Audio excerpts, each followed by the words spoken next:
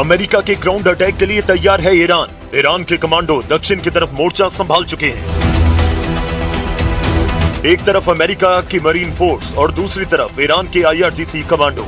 लड़ाई बहुत खतरनाक होनी जा रही है, यह आशंका पूरी दुनिया को है। इस जमीनी जंग में कौन किस पर भारी पड़ेगा, इसका फैसला न ईरान में हो रहा है न ही अमेरिका में। इस युद्ध में आगे की लड़ाई कंट्रोल करने के लिए रूस के राष्ट्रपति व्लादिमीर पुतिन ने किया है बड़ा फैसला।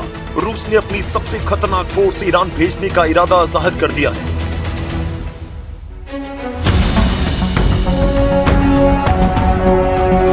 रिपोर्ट है कि पुतिन ने अपनी स्पेशल फोर्स ईरान में उतारने का फैसला किया है। पुतिन के ऑर्डर पर कमांडर कादिरोव ने ईरान युद्ध में उतरने का इरादा पक्का कर लिया।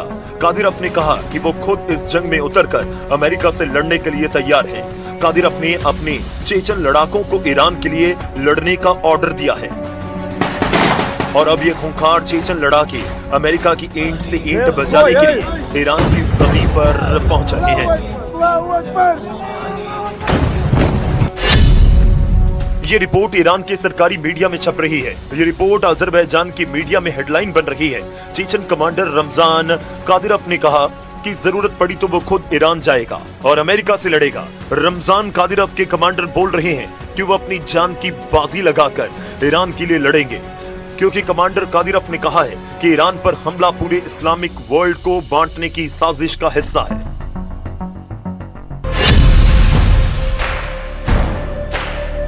यूक्रेन के मारियुपोल, बखमुत और रूस के कर्स्क में पूरी दुनिया के कादिरोव के लड़ाकों की बहादुरी देखी है। चेचन लड़ाके किस तरह लड़ते हैं, गोली और बारूद से डरते नहीं बल्कि उनके बीच जीते हैं। अब चेचन लड़ाकों की इसी बहादुरी को पुतिन ईरान में इस्तेमाल करना चाहते हैं। ये रिपोर्ट्स बता रही हैं कि अमेरिका को हराने के लिए पुतिन ने अपने जांबाज लड़ाकों को ईरान में उतारने का फैसला किया है।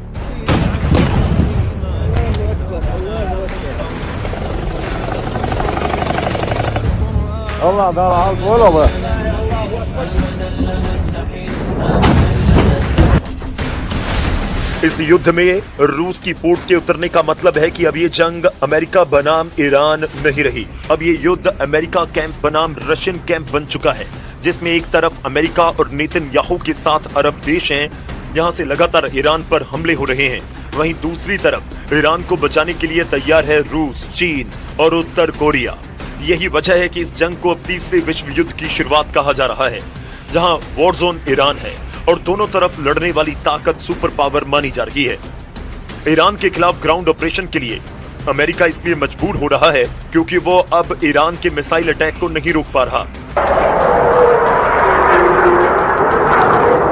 ईरान की खुर्रम शहर और सेजिल मिसाइल किस तरह इजराइल पर हमला कर रही है, इसके वीडियो लगातार वायरल हो रहे हैं। ईरान लगातार अपनी मिसाइल पावर से इजराइल, अमेरिका और खाड़ी देशों को शॉक पर शॉक देता जा रहा है।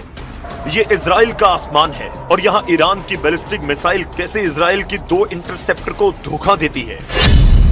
इस वीडियो ने नेतन्याहू को परेशान कर दिया क्योंकि उनकी पूरी ताकत ईरान के मिसाइलों को रोकने में जाया होती जा रही है। इजराइल के डिफेंस सिस्टम काम नहीं कर रहे हैं।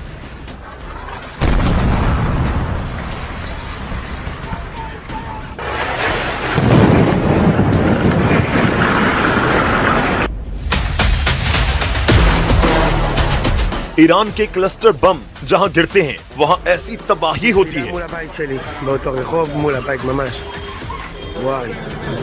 ऐसे हमलों के बाद की तबाही देखिए और इस दौरान बंकर में पनाह लिए हुए लोगों को देखिए। इजराइल में इस वक्त ईरान की मिसाइलों का बहुत ज्यादा खौफ है और इसकी वजह है वो एयर डिफेंस सिस्टम जो पूरी तरह से फेल हो चुके हैं। अब तक युद्ध में ईरान ने 1200 से ज्यादा बैलिस्टिक मिसाइल दागे हैं, 4000 से ज्यादा ड्रोन हमले किए हैं। ऐसे लगातार हमलों को रोकने के लिए इजराइल, अमेरिका और साथ ही अरब देशों ने पैट्रियट सिस्टम की 2500 इंटरसेप्टर मिसाइल दाग डाली है। ऐसा ही हाल बाकी एयर और मिसाइल डिफेंस सिस्टम का है। आयरन डोम जैसे मशहूर सिस्टम भी फेल साबित हुए और यही वजह है कि इजराइल में हालात बहुत ज्यादा दयनीय हो चुके हैं। वो ईरान की मिसाइल नहीं रोक पा रहे।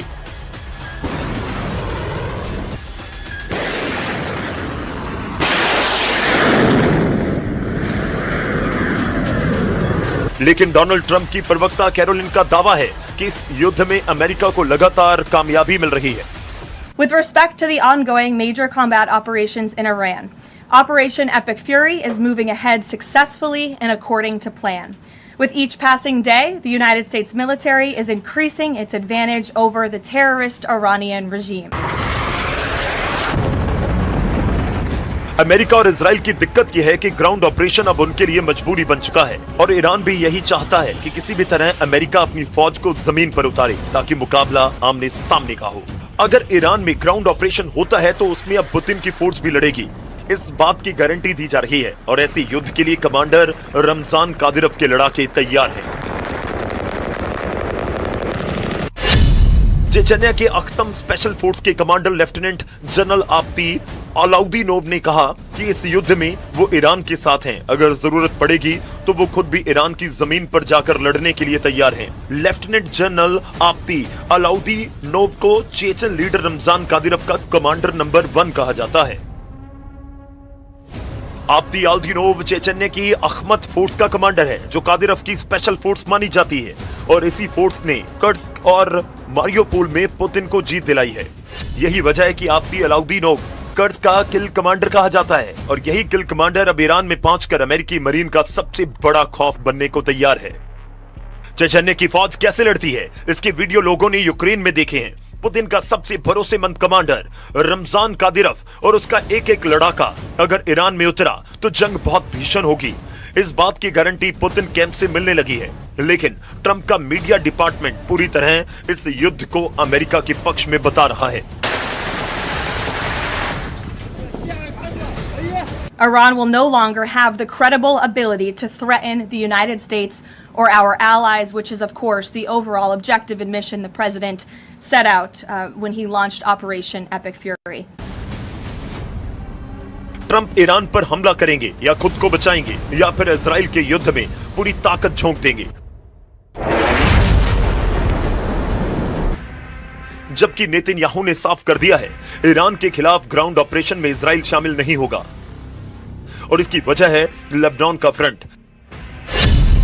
एक तरफ ईरान पर हमला, दूसरी तरफ इजराइल पर अटैक। युद्ध में एक दूसरे को पूरी तरह खत्म करने के लिए एड़ी चोटी का जोर लगा रहे हैं ईरान और इजराइल। युद्ध कितना लंबा खिंचेगा ये तस्वीरें बता रही हैं। ईरान की पावर ग्रिड पर हमले के बाद इजराइल की बहुत ही खास रिफाइनरी टारगेट बनी है। यह है उत्तरी इजराइल का शहर हाइफा और यहाँ रिफाइनरी पर हुआ है हमला। तेल के भंडार धू धोकर जल रहे हैं, धुआं मीलों दूर से देखा जा सकता है। ये नेतन्याहू को बताने की कोशिश है कि ईरान पर हमला होगा या फिर लेबनान पर अटैक होगा तो इजराइल तक जवाब जरूर पहुंचेगा। ये हाइफा की मजान रिफाइनरी है जहां से इजराइल की जरूरत का 60% तेल तैयार किया जाता है।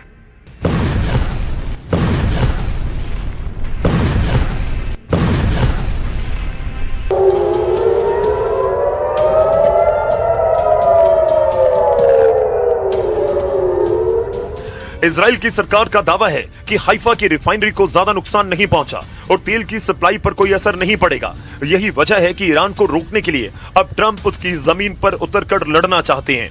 इसके लिए अमेरिका के 50,000 सैनिक तैयार भी कर दिए गए हैं। ईरान की सेना ने कहा कि फारस की खाड़ी और हॉर्मुज के समुद्री गलियारे में अमेरिका की फौज पहुंची तो वो शार्क मछलियों का खाना बन जाएगी।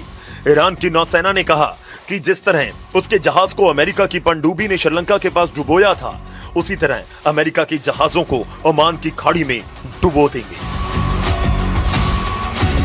جمهور آمریکا ثابت کرده تنها زبانی که میشناسد زبان زور است.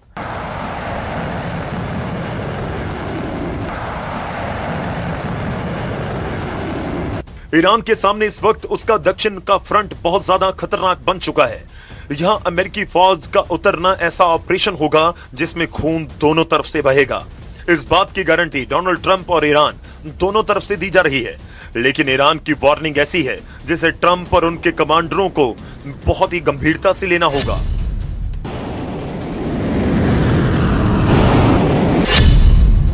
क्योंकि अब तो चेचन लड़ाके भी ईरान की तरफ से लड़ने को तैयार हो चुके हैं। पुतिन अब खुद इस युद्ध को कंट्रोल करने के लिए उतर चुके हैं।